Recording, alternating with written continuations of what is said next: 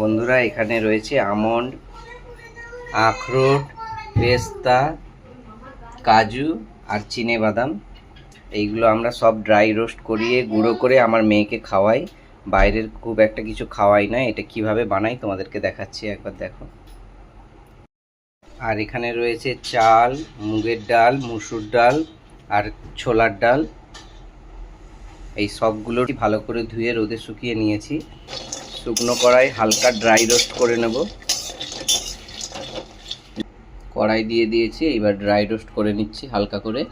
বন্ধুরা, সবগুলো হালকা করে ভেজে ড্রাই রোস্ট করে ঠান্ডা করে নিয়েছি। এইবার মিক্সার গ্রাইন্ডারে দিয়ে সুন্দর একটা পাউডার বানিয়ে নেব।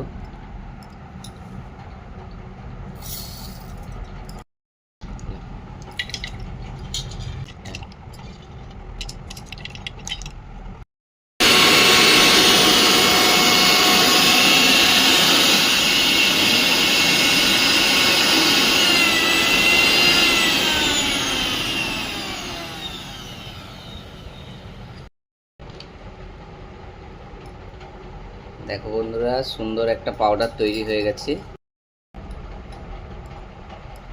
এবার এই পাউডারটাকে এই কৌটার মধ্যে ভরে রাখবো। প্রত্যেকটা খাবারের সঙ্গে মিশিয়ে মিশিয়ে ওকে দেবো। ও এইটা খেতে খুবই ভালোবাসে। আর অন্যান্য বাইরের অনেক খাবার আমরা ট্রাই করেছি, খুব একটা খেতে ভালোবাসে না।